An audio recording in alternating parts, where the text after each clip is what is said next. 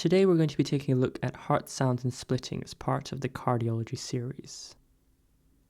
In this video, we're going to be using a simplified diagram of the cardiac structure, which is illustrated here. It's not quite anatomically correct because we're using squares to represent each of the chambers and they're all equal sizes, but it helps to explain the process a bit more easily. Importantly, we also have valves between different parts of the heart. So for example, we have the tricuspid valve between the right atrium and the right ventricle, and we also have the mitral valve between the left atrium and the left ventricle, and these are collectively termed the atrioventricular valves. At the same time, we also have valves between the ventricles and their corresponding arteries. So we have the pulmonary valve on the right and the aortic valve on the left, and together these are called the semi-lunar valves. Having understood the normal cardiac structure, we're now going to move on to the cardiac cycle, and we're going to start in the ventricular systole phase of the cycle where blood is in the ventricles. At the start of this phase, the ventricles contract together, which increases the ventricular pressure. As a consequence of this pressure change, the atrioventricular valves close, and it's the closure of the AV valves which results in the first heart sound, or the S1 heart sound, being formed. As the pressure continues to rise, the semi-lunar valves also open, and blood is ejected into the pulmonary artery and the aorta respectively. This is known as the ejection phase of ventricular systole. On the other side of the diagram, we have diastole, which marks the relaxation phase of the cycle. During this phase, we can see that the aortic and pulmonary pressure is far higher than the pressure in the ventricles, and as a result of this, the semi-lunar valves are forced close. The closure of these valves results in the second heart sound, or the S2 heart sound, being produced. After this point, new blood enters the atria, and the atrioventricular valves open. The majority of the blood moves passively into the ventricles during diastole, and then the atria contract to squeeze any remaining blood into the ventricles in the active phase. Following this, you can see that we've now returned to the starting point, and the entire process repeats. From the cardiac cycle, we can see that the S1 heart sound is therefore produced by the atrioventricular valves closing, while the S2 heart sound is produced by the semi-lunar valves closing. To summarize this, the atrioventricular valves close at the start of systole, and the semi-lunar valves close at the start of diastole.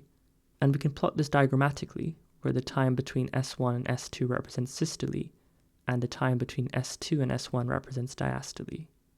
In terms of the audio quality, the S1 sound is often described as a lub sound, while the S2 sounds more like a dub, and we can have a listen to see how this would sound in a normal individual.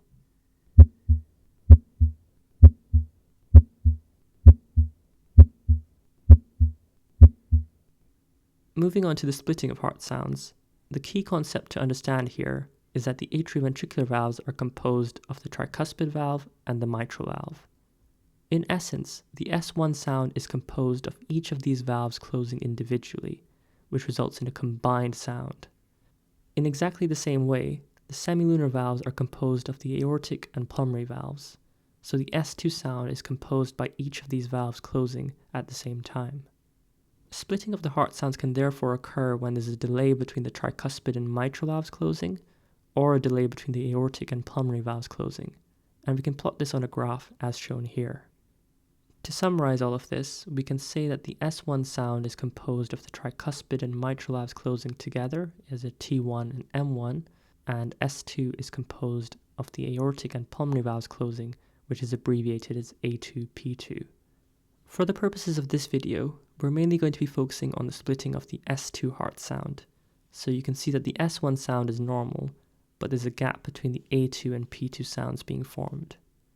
Importantly, there are four main causes of a split S2 sound, and we're going to be working through each of these individually. Starting with physiological splitting, this occurs because the aortic valve usually closes slightly before the pulmonary valve, and this is a normal finding which can be exaggerated during inspiration. To show this diagrammatically, during inspiration, the gap between the A2 and P2 sound widens, and as a consequence, two distinct sounds are heard. In contrast, during expiration, the pulmonary valve closes closer to the aortic valve, and in some instances, it's so close that it's heard as a singular S2 sound. Let's now have a listen to how physiological splitting would sound.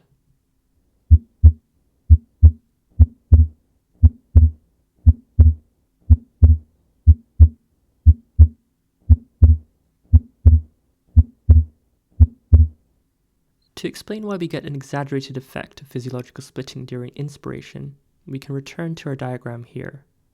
What happens is that during inspiration, there's a decrease in the intrathoracic pressure, which results in increased venous return to the right side of the heart.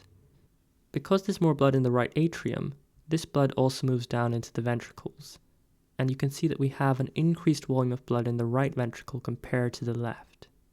The start of systole occurs as before, so the ventricles contract and the atrioventricular valves close to produce the first heart sound. Beyond this point, the difference in the right ventricle volume and the left ventricle volume results in changes to the remainder of systole.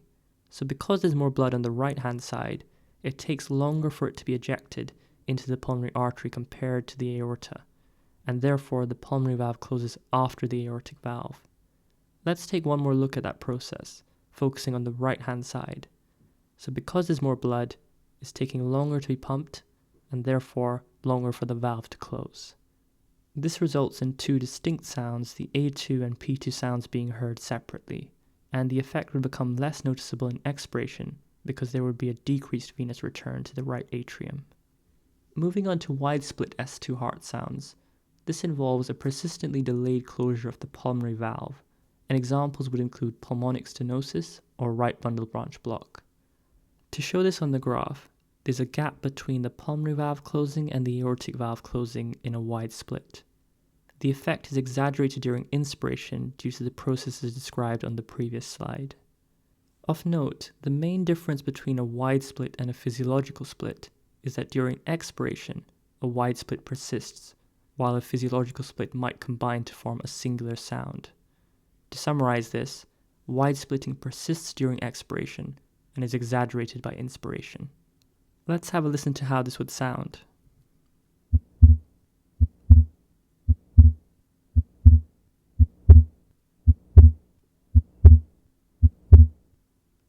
To explain wide splitting, we can start with the example of pulmonary stenosis.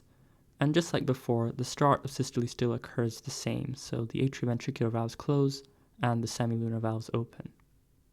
Because there's an element of pulmonary stenosis present, the pulmonary valve is narrower compared to normal, and this impedes the flow of blood through the valve.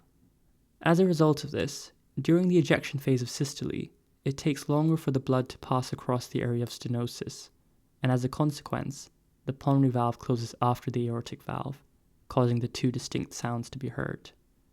In a similar way, a right bundle branch block involved the same initial steps, so the atrioventricular valves close and the semi-lunar valves open. However, in this case, because of the right bundle branch block, there's a delay in the electrical impulse traveling up the right ventricle compared to the left. During the ejection phase, this delay of the electrical impulse would mean that it takes longer for the blood to be ejected from the right ventricle, and therefore longer for the pulmonary valve to close, because it has to wait until the blood is ejected first.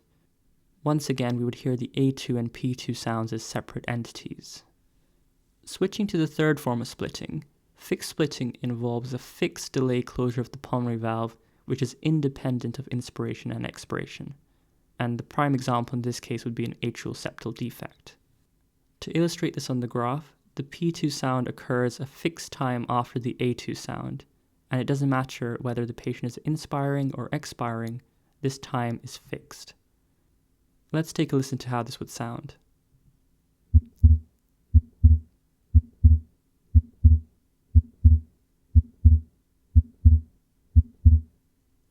For the pathophysiology of fixed splitting, we can take a look at the example of an atrial septal defect. And in these instances, there's a link between the two atria, which is known as a left to right shunt. During expiration, as we discussed before, there's a reduction in the venous return to the right side of the heart. In normal individuals, this would result in the S2 splitting being diminished, but because there's a shunt present, blood is moved from the left atrium into the right atrium, and eventually, the right atrium has more blood compared to the left side. From here, the excess blood moves into the ventricles, and you can again see that there's more blood present in the right ventricle compared to the left. The beginning of systole occurs as before, like in all examples, so the atrioventricular valves close and the semi-lunar valves open, And again, because there's more blood present in the right ventricle compared to the left, it takes longer for this blood to be passed into the pulmonary artery and longer for the pulmonary valve to close. If we now take a look at the example of inspiration, in this case, there's increased venous return to the right side of the heart due to a decrease in interthoracic pressure. Although there's an atrial septal defect present, in this case, there's no exchange of blood between the left and right sides because the left atrial pressure is already lower than the right atrial pressure. And importantly, this is a left to right shunt, so there's no flow in the opposite direction. The process of diastole moves the blood into the ventricles, and the beginning of systole occurs as before, just like in the previous examples.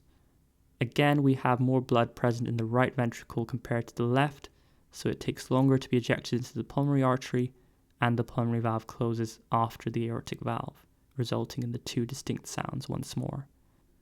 This helps to explain why thick splitting occurs during both inspiration and expiration.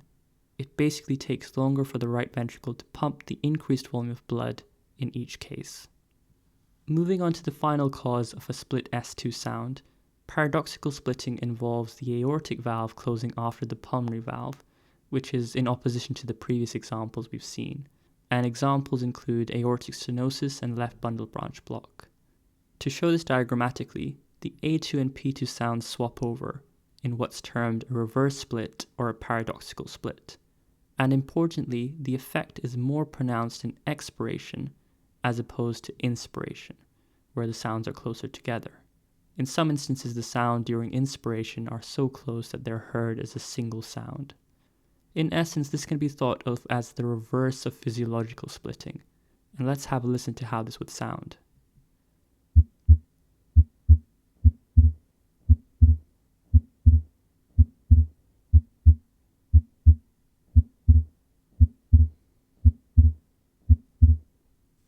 To show how a paradoxical split arises, we can take a look at the instance of aortic stenosis. And just like before, we'll have the start of systole occur as normal and the semi-lunar valves open. With aortic stenosis present, the aortic valve is narrower compared to normal, and it's harder for blood to flow through the valve. As a consequence, during the ejection phase, it takes longer for the left ventricle to pump the blood into the aorta, and therefore longer for the aortic valve to close because it has to wait until the blood is pumped. This results in the P2 sound being heard first, followed by the A2 sound. To reinforce this idea further, we can take a look at the example of a left bundle branch block. And just like before, you're probably getting tired of hearing it, but the S1 sound is generated the same and the semi-lunar valves open. In this case, it's the opposite of a right bundle branch block, so it takes longer for the electrical impulse to travel up the left ventricle compared to the right. Because of this delay in the electrical impulse, it takes longer for the blood to be ejected from the left ventricle compared to the right, and this explains why the two distinct sounds are heard. Now, the main question to ask is, why is a paradoxical split more pronounced in expiration compared to inspiration? Well, in expiration, we would have a reduced return of blood to the right side of the heart because there's an increase in the interthoracic pressure. In diastole, the blood from the atria would move into the ventricles, and you can see that there's a reduced volume of blood in the right ventricle compared to the left. For the final time, we would have the atrioventricular valves closing and the semi-lunar valves opening in preparation for ejection. In this instance, you can see that two things are happening. The first is that the right ventricle has a reduced volume of blood compared to the left. The second is that there's a left bundle branch block, which means that it's going to take longer for the left ventricle to eject the blood into the aorta. Combining both of these effects together, we can see that there'd be quite a pronounced delay between the aortic valve closing and the pulmonary valve closing. And the effect is more noticeable because we have each of these individual effects combining together. This same effect would also be seen if an aortic stenosis was present. To finish off, we have a summary table here outlining the split S2 heart sounds, as well as the causes behind each type. I hope you found this video helpful, and I'll see you in the next one.